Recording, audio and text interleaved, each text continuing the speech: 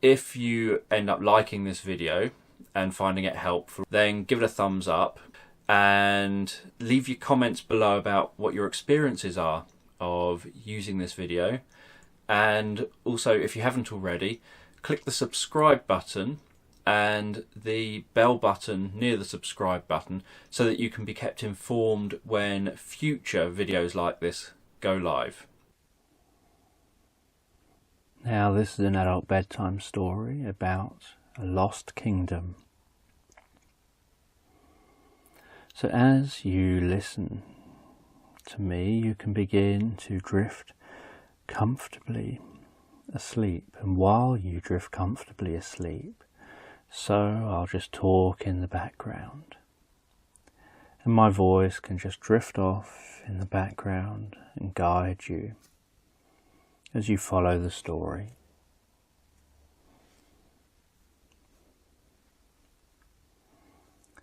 And while you drift asleep, just allow your eyes to comfortably close. And make sure you're comfortable in bed at the moment.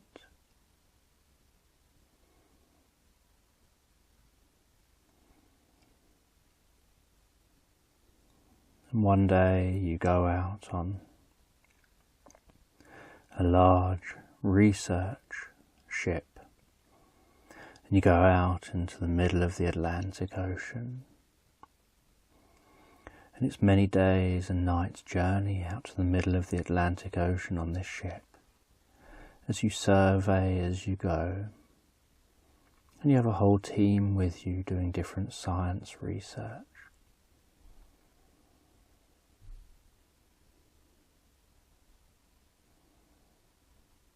And then after a number of days and nights of bobbing up and down on the ocean to giant waves,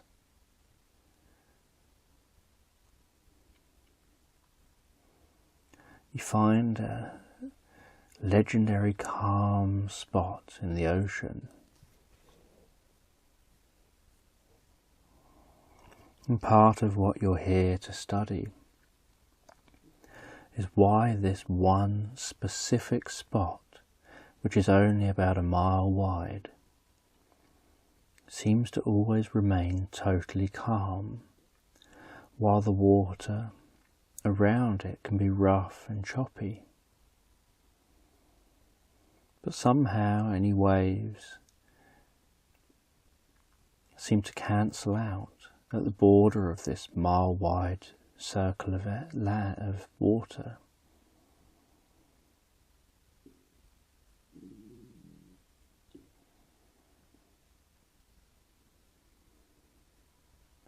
And the sky above this spot always seems to remain cloudless.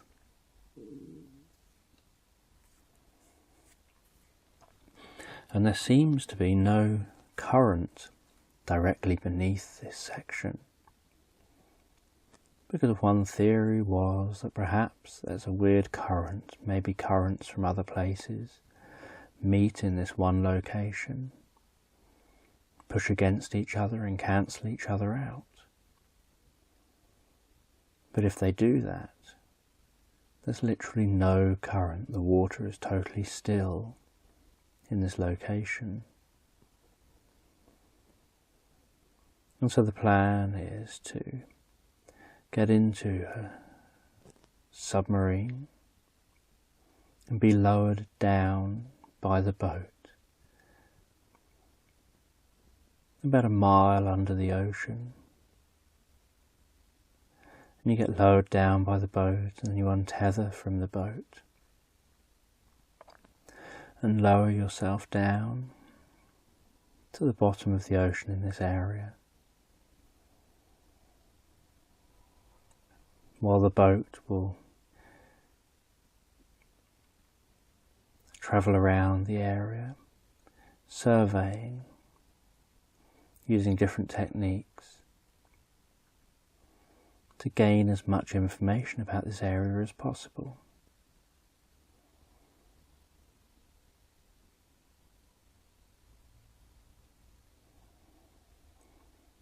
And so you get into the submarine And the first thing you notice is how small the space is in the submarine. It feels snug and perfectly comfortable. And there are windows all around you, and computer screen controls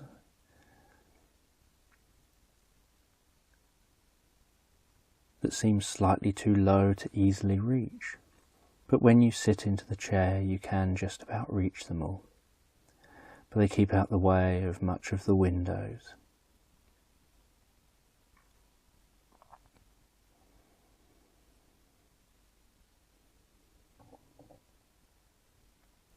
And you have a colleague who gets into the submarine with you. And then the door gets shut on the roof. And it sounds like an airlock as it's being closed.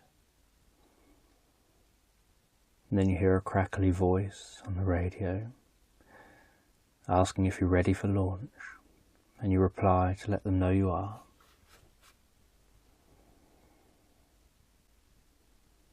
And then you feel a jolt as the crane holding the submarine starts moving. And then another jolt as it lifts you up off the deck of the boat. And while up, you notice a slight feeling of swinging. Just a very light swinging feeling as you're off the surface. And through the windows you can see the boat moving off to the side as the crane swings you round out over the water.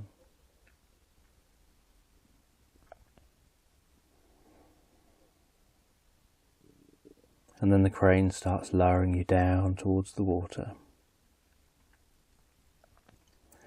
And even though you've got thick walls between you and the outside, you can hear the low rumbling of the crane. It lowers you down towards the water. And there's a thud as the submarine hits the surface of the water, and it rocks on the water before starting to lower beneath the waves. And as it lowers, the water rises up the window.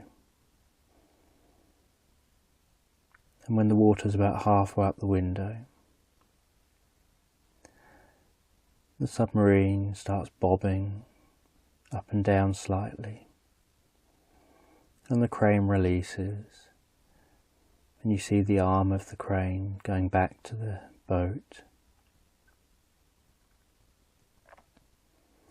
and you hear some beeping coming from the controls and the sonar beeping, and you check all the controls are okay. You check that everything is okay with the submarine.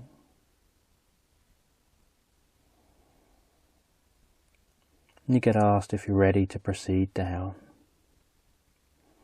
You acknowledge that you are and flick a switch, and then the submarine begins to lower, letting out some bubbles as it starts its descent, lowering and lowering deeper and deeper into the ocean. And you're aware this is going to be a long trip, deeper and deeper into the ocean.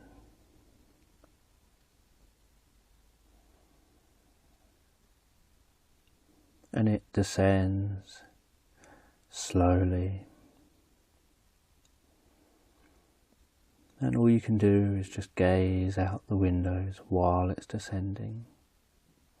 And just check the controls, make sure everything's going smoothly.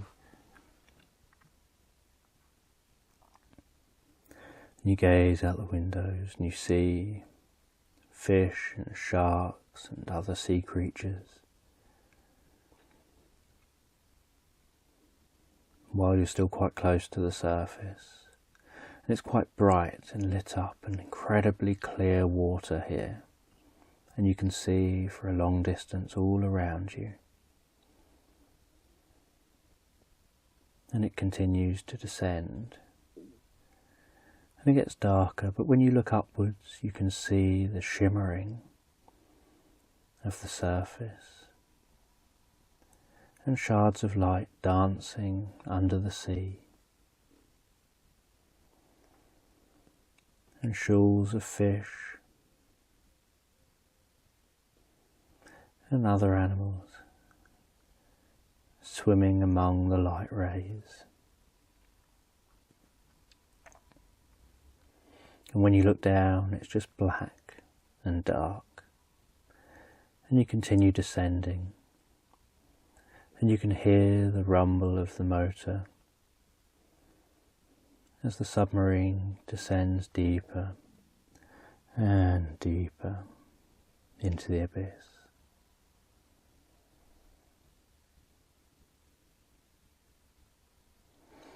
And the submarine continues its journey down, and you check all controls and all systems, everything's working perfectly fine. You continue your descent.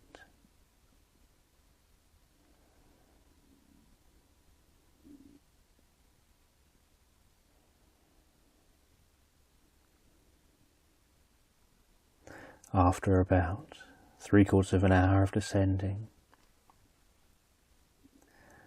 looking up, you can't see anything, it's just black. Looking down, you can't see anything, it's just black. You turn on your lights of the sub. They're incredibly powerful, but they seem to be eaten by the inky blackness.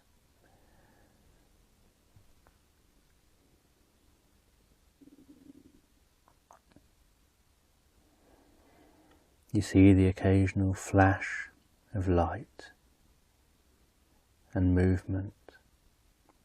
You can't quite see what's making the flash of light and movement, but you know there are many creatures down here who create their own light.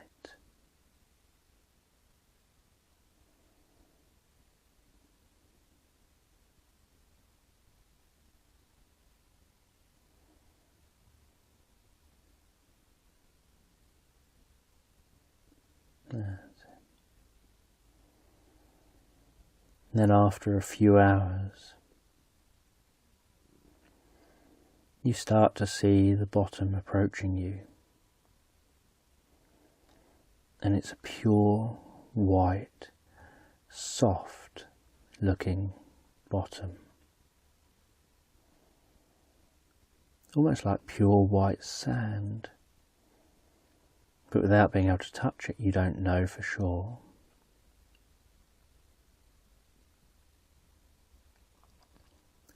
And it's incredibly calm, and as you approach it, so your sub motors churn up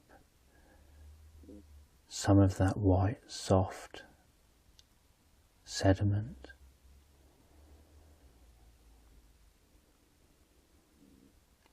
And you hover just a metre or two from the bottom.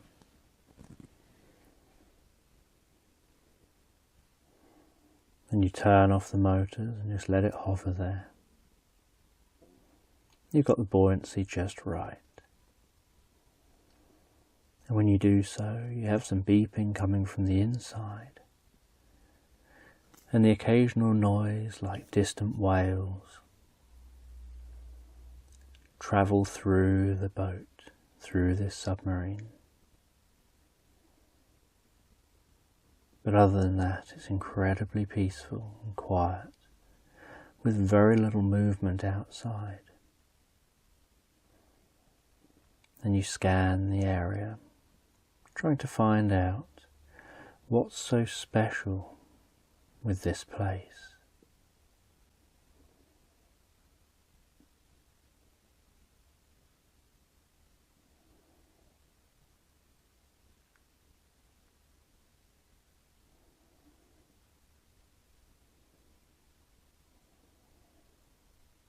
And there doesn't seem to be anything special according to your scans. But somehow the water is still here.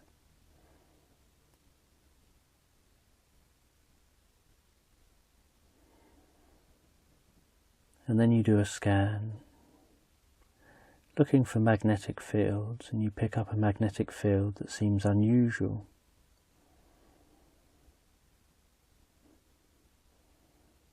Coming from some nearby outcrop of rocks.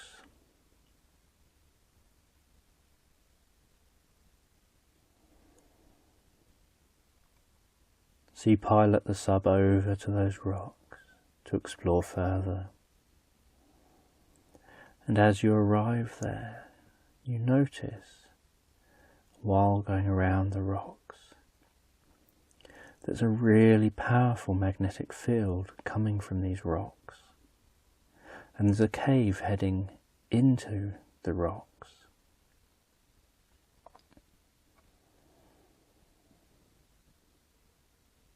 And your colleague is keen to point out that it wouldn't be sensible to go into the cave. But you're aware of how long you can stay down for in the submarine. And you see it as a once-in-a-lifetime opportunity.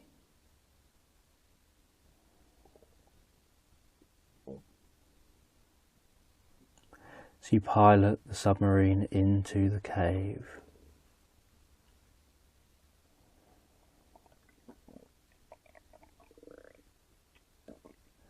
And you follow the cave system.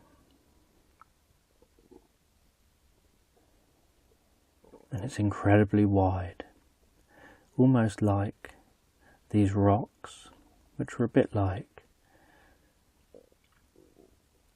almost underwater mountains in size.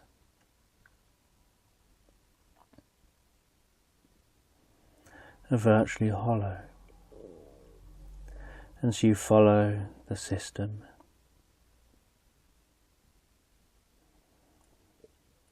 And then you notice something unusual. You're in somewhere that should be pitch black.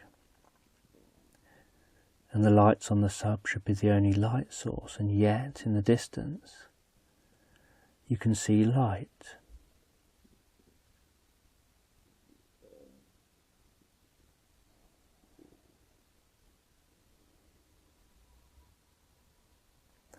And you wonder whether it's reflection somehow from your lights, maybe on a certain surface or something in the distance. And you head towards it.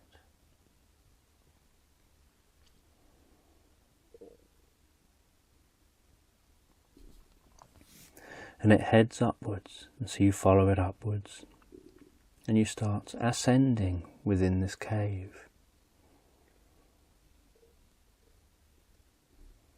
And as you're starting to ascend, you notice what looks like a flat surface. Like the surface of the ocean, but it can't be because it's in a cave. And so you ascend, and then find that it does break the surface.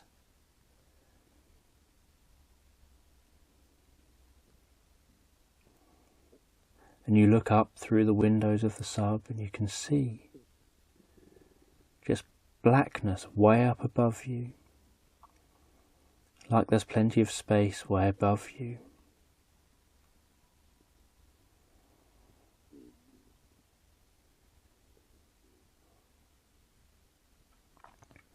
And yet there's light, almost like daylight, off in front of you.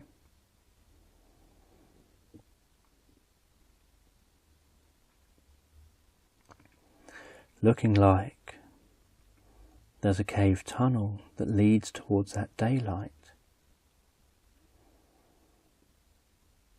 And being curious, you decide to exit the sub.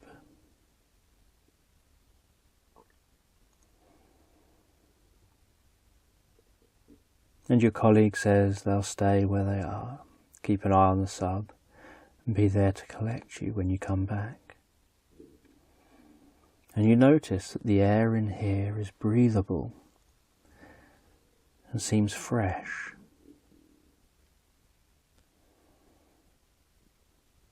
And your colleague pilots the sub as close to the land as possible, and you jump across and land on the edge of the tunnel.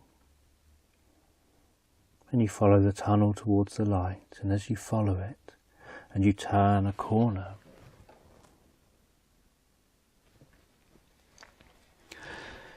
you suddenly see this vast world open up before you.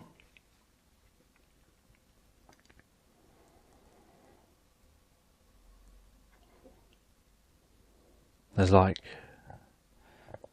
giant hillsides or mountainsides around the outside near you. And it's like you've just come out of a cave halfway up a mountain.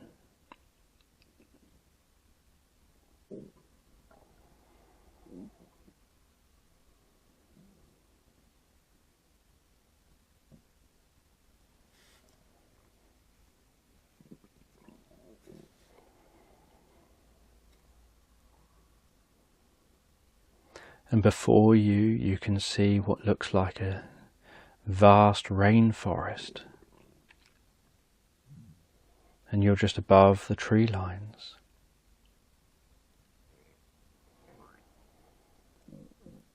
And then in distance you can see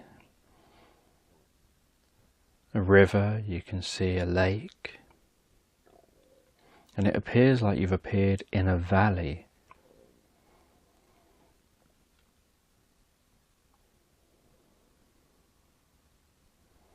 And you see what looks like birds flying around. And you wonder how this can be.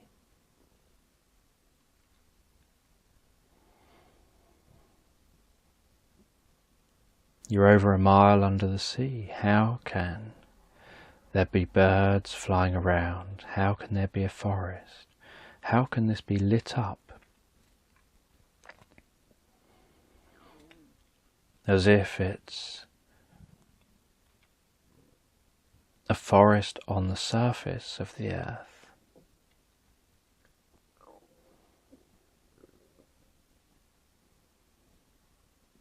And you check your radiation detector and it's detecting a higher level of radiation than you previously were exposed to.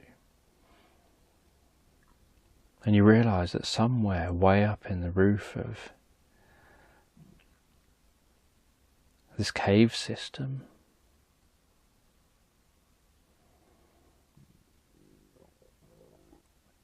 is dense radioactive elements that are glowing brightly.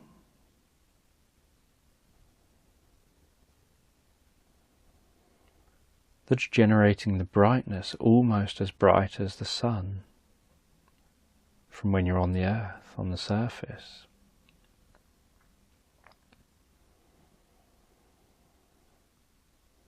And it's generating heat.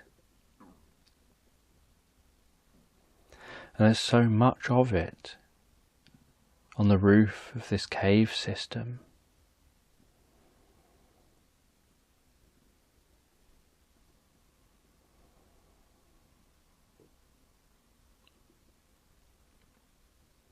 That it's generating heat throughout the cave system. It's generating weather. It's generating light. And the energy that it's pumping out is being used by all these plants and animals. And you don't know how it ended up like this, how it could have ended up like this, how these kind of plants and animals could end up under the ocean. That's something to study and figure out for another day. You're just so intrigued, you want to climb down and explore.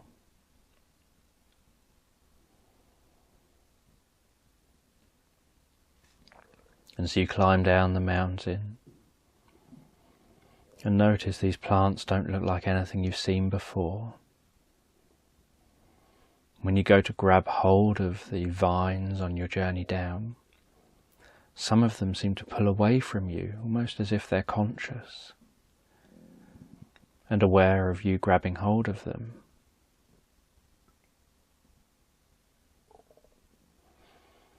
And you get to the floor and you can hear different noises that you're sure are the noises of animals as you walk around this lost world. And you notice that the birds you saw aren't birds. They're like flying lizards.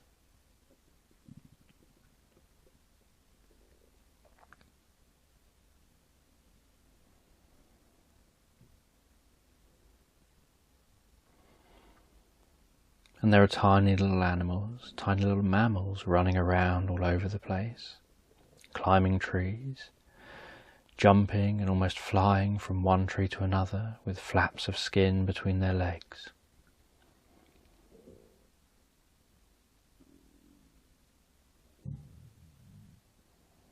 There are colourful lizards that look almost like parrots.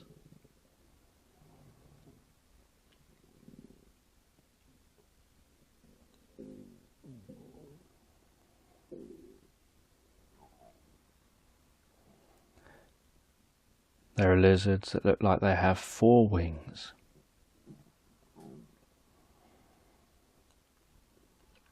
There are lizards that look like they have stretches of skin on their arms and legs, that when they jump and stretch their arms and legs out, create wings that they can fly with and flap.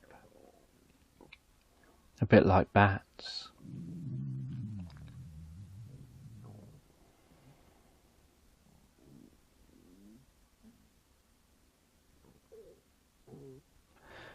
And you hear some rumbling and thudding, and you continue to explore. And as you explore and walk around, aware that you're probably the only person who has ever seen this place,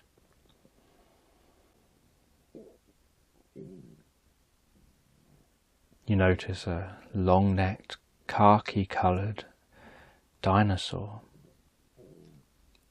eating leaves. And then you see there's another one and another one.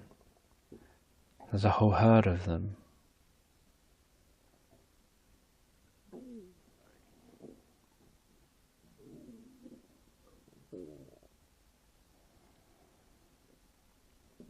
And then everything goes still.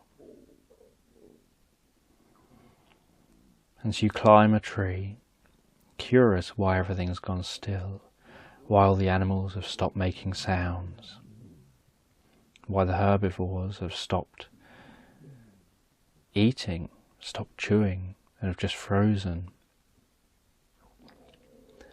Then you hear the sound of an out breath, a really powerful snort out.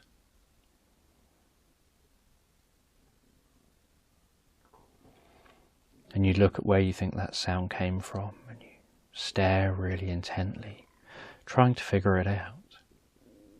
And you see what looks like a giant eye, before suddenly a mottled brown, carnivorous, heavily toothed dinosaur that resembles a T-Rex comes bursting out from the tree line across a meadowed area towards the giant long-necked herbivores, and they start running and knocking down trees as if they're matchsticks.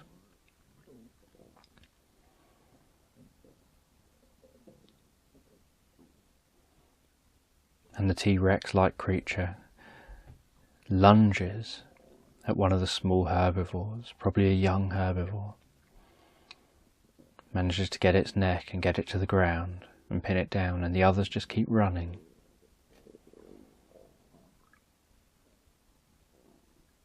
And after about 30 seconds, it's like it's all over with.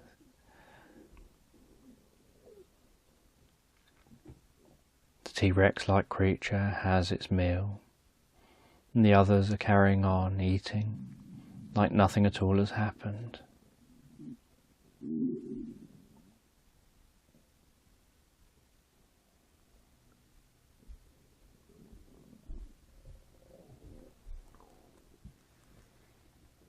That's it.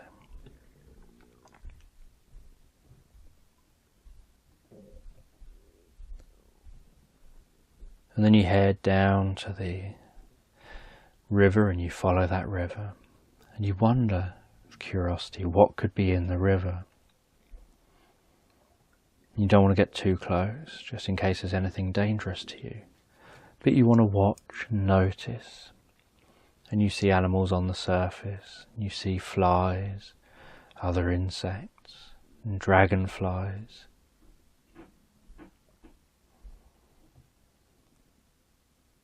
And you suspect that down here, all this plant life generates a huge amount of oxygen. And so everything can grow huge down here.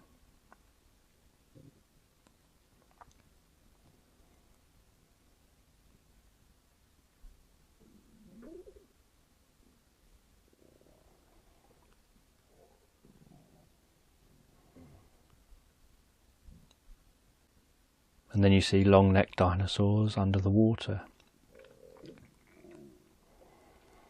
And you head to the lake and see them swimming out into the lake. And you smile with the thought that it's a bit like Nessie. And so you watch those swimming dinosaur-looking creatures for a while. And after a while you decide it's time to head back to the sub. And so you take your time to very carefully, knowing what's out here now, find your way back towards the sub.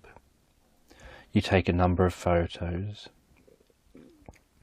sure that most people probably won't believe you when you tell them what you've seen down here. And you head back to the sub, you head back, climbing back up that mountain, back to the cave entrance.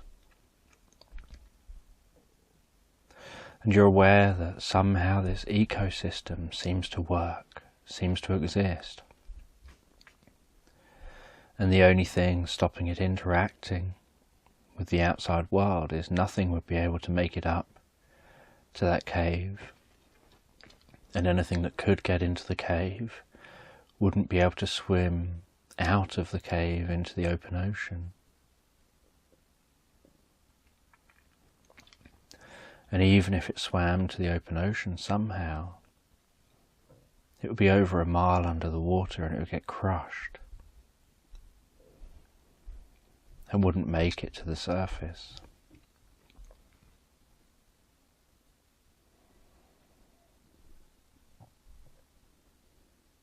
And you wonder whether somehow the dense radioactive material that makes up the inside of these mountains here, these hollow mountains, whether that radioactive material somehow is influencing currents, somehow perhaps has so much warmth, so much heat, it's generating molten iron, which maybe is generating a magnetic field